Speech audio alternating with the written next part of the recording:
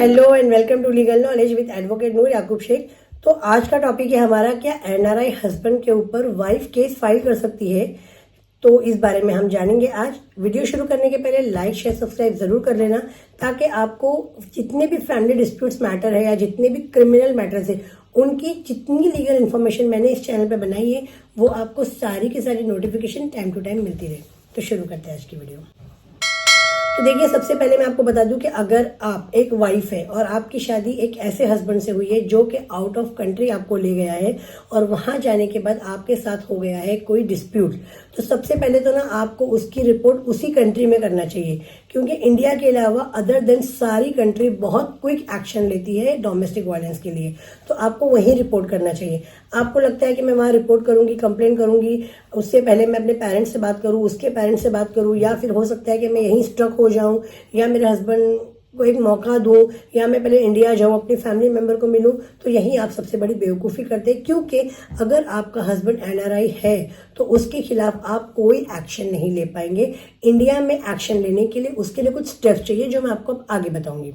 अब scenario number 2 में आते हैं। अगर आपका हस्बैंड इंडिया का रहने वाला है, उसके पेरेंट्स इंडिया में हैं और आप लोग किसी वर्क प्रोजेक्ट पे, जैसे कि आपके हस्बैंड का कोई वर्क प्रोजेक्ट है और उसके लिए आप उसके साथ टेम्पररी बेसिस पे गए हो बाहर कंट्री में, तभी भी आप उसके वर्क प्लेस पे उसकी कंप्लेन कर सकते हो या आप वहां पे पुलिस कंप्लेन कर सकते हो। और अगर आप इंडिया आ गए हो, जैसे मैंने आपको पहली सिनेरियो दिखाई, तभी भी आप आकर उस पर डोमेस्टिक वायलेंस 498A मेंटेनेंस के लिए, एलिमनी के लिए, डिवोर्स के लिए केस फाइल कर सकते हो। लेकिन वो केस कब चलेगा? अब क्या होता है, केस फाइल हो गया लेकिन हस्बैंड तो आ ही नहीं रहा है, हस्बैंड उसी कंट्री में या फिर वहीं से वहीं कहीं और प्रोजेक्ट ट्रांसफर करके शिफ्ट करके वहीं से वहीं चला गया है, वहीं बाहर कंट्री में उसने दूसरी शादी कर ली है। अब आप क्या करेंगे? तो अगर आपने आपके इन लॉज का नाम उसमें ऐड किया है, अगर इन लॉज ने आपके साथ अनजस्ट किया है, अगर इन लॉज ने आपके साथ क्रूरल्टी की है या इन लॉज का इन्वॉल्वमेंट था इन चीजों के लिए, तो उनके खिलाफ एक्शन लीजिए। जब उनके खिलाफ एक्शन लेंगे तो ऑटोमेटिक अपने बेटे को बुलाएंगे।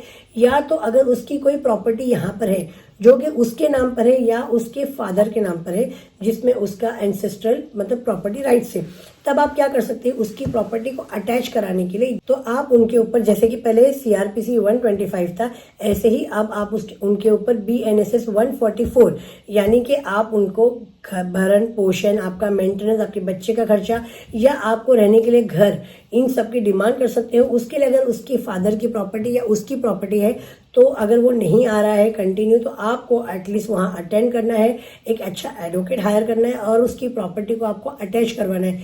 रिसेंटली अभी ही ऐसा एक मैटर पुणे का हुआ है, जिसमें जेएमएफसी कोर्ट ने प्रॉपर्टी को अटैच करने के ऑर्डर दिए और ऑर्डर देने के 15 दिन के अंदर वो बंदा वहां पर अपीयर हो गया और अपीयर होकर बोलने लगा कि मैं मीडिएशन करना चाहता हूँ, वाइफ को रखना चाहता हूँ, और मतलब जो भी उसका रीजन था वो उसने दिया। तो देखिए, ये इन चीजों के लिए ना आपको एक एक्सपर्ट एडवोकेट की जरूरत है, आपको खुद के लीगल रिसर्च की जरूरत है और आपको सही गाइडेंस की जरूरत है, जिसके थ्रू आप उस स्टेप को चले। और कंसिस्टेंसी आपको जरूर रखना है। आप सोचेंगे मेरा मैटर 2 दिन 4 दिन 2-4 महीने में सॉल्व हो जाए, नहीं होगा। कोर्ट के मैटर्स आपको सालों साल लगते हैं, लेकिन आपको जस्टिस कोर्ट के थ्रू ही मिलेगा। तो इन चीजों को आप करके आपके हस्बैंड के ऊपर एफआईआर कर सकते हैं। एक रिसेंटली एक मैटर था मेरे सामने, जिसके अंदर ना हस्बैंड एनआरआई था और एनआरआई होने के बाद में उसने क्या किया कि अपनी वाइफ को ट्रिपल तलाक दे दिया और ट्रिपल तलाक देके वो भाग गया बाहर कंट्री, जर्मनी। अब जब उसके जो गार्जियन थे वो हमसे मिले तो हम लोगों ने उन्हें बताया कि पहले मतलब ट्रिपल तलाक ही बैन है, तब ट्रिपल तलाक न्यूली बैन हुआ था और जो एडवोकेट ने कराया वो एडवोकेट भी मुस्लिम था, मतलब मुस्लिम एडवोकेट्स होके भी ट्रिपल तलाक कराते हैं। ऐसे ही मुझे भी एक अपॉइंटमेंट बुक हुई थी रिसेंटली, उसमें भी एक लेडी ने मुझे यही बोला कि उसकी तलाक पूना की रहने वाली एक मुस्लिम एडवोकेट ने करवाई है अपने ऑफिस में, ट्रिपल तलाक। मैंने उन्हें एडवाइस दिया कि आप उस एडवोकेट के खिलाफ भी कंप्लेंट डाल सकते हो और अपने हस्बैंड के खिलाफ भी, बट लेकिन वो लेडी ने मुझे पूछा कि क्या मेरी तलाक हो गई, तो मैंने बोला शरीयतन भी तलाक नहीं हुई है आपकी और कानून की निगाह में भी तलाक नहीं हुई है। तो अब वो दोनों मियाँ बीवी साथ में रह रहे हैं अच्छे से। उसने बोला ठीक है, मैं अपने पेरेंट्स के अगेंस्ट जाके उसके साथ रहूंगी। तो देखिए, आपने कैसा हुआ, मतलब अगर चीजों की आपको, अगर आप किसी एक्सपर्ट एडवोकेट के पास नहीं जाते हो किसी भी मैटर में, एडवोकेट ही नहीं डॉक्टर के पास भी आप जाते हो, अगर आप एक्सपर्ट के पास नहीं जाते हो तो आपकी बीमारी बढ़ जाती है। तो इस तरीके से आपके मैटर वो लोग खराब करते हैं। ऐसा रिसेंटली एक मैटर और देखा कि एक एनआरआई हस्बैंड था और वो अपनी वाइफ से बहुत डिस्प्यूट था, बहुत परेशान था, मतलब वो रहने वाला इंडिया का ही था बट उसकी जॉब बाहर कंट्री में थी। अब वो अपना बोरे बिस्तर लेके वाइफ को बोला अब मैं परमानेंटली जाने वाला हूँ। और फिर क्या हुआ, वाइफ ने अपने मामा और अपने घर वाले मिलकर अपने हस्बैंड को ही किडनैप करवा लिया और किडनैप कराया उन लोगों ने। वो शॉप पे जा रहा था और उसको किडनैप करके कुछ बोला नहीं, मारा पीटा नहीं, सिर्फ उसको बोला कि या तो जाना है साथ में लेके जा, नहीं तो हम तुझे यहाँ से गायब कर दें, डराया धमकाया। वो बंदा भी स्मार्ट था, उसने सब चीज के लिए हाँ हाँ बोला। वो वहां से निकला और निकल कर डायरेक्टली पुलिस स्टेशन में पहुंच गया, कोंडवा पुलिस स्टेशन। ये कोंडवा पुलिस स्टेशन का 2024 का ही मैटर है, मैं तब कोंडवा पुलिस स्टेशन में ही थी और वो फरवरी का ही मंथ था। तो वो वहां पहुंच गया और वहां पहुंचने के बाद में उसने कंप्लेंट डाली अपनी वाइफ, अपने मामा ससुर, अपनी सास के खिलाफ और सबके सबको पुलिस लेकर आई कोंडवा पुलिस स्टेशन। मैं वहीं थी, मैं उन लोगों से मिली, मैंने उनको बोला ये स्टेप क्यों लिया, इससे अच्छा है कि आप लोग इमीडिएटली उसकी पुलिस कंप्लेंट करते, पुलिस उसे अरेस्ट कर लेती, लेकिन आपने ये स्टेप लेके आप लोग खुद अब फंस गए।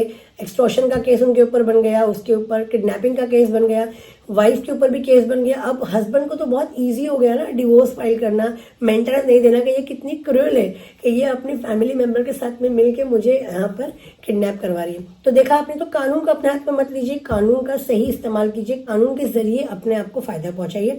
तो एनआरआई हस्बैंड के ऊपर तभी ही आपकी एफआईआर हो सकती है जब उसकी प्रॉपर्टी यहाँ हो, उसके पेरेंट्स यहाँ हो, वो आता हो नहीं आता हो, आप कर सकते हैं। लेकिन अगर आपके हस्बैंड की प्रॉपर्टी यहाँ नहीं है, पेरेंट्स यहाँ नहीं है, या आपकी लव मैरिज हुई है, या फिर आपके पास कोई एविडेंस नहीं है कि उसने क्रूरल्टी किया है, और आप भी जॉब करते हो, एजुकेटेड हो, क्वालिफाइड हो, तो सॉरी, आपकी ना ही एफआईआर होगी, ना ही आपका कोई कोर्ट में केस एंटरटेन करेगा।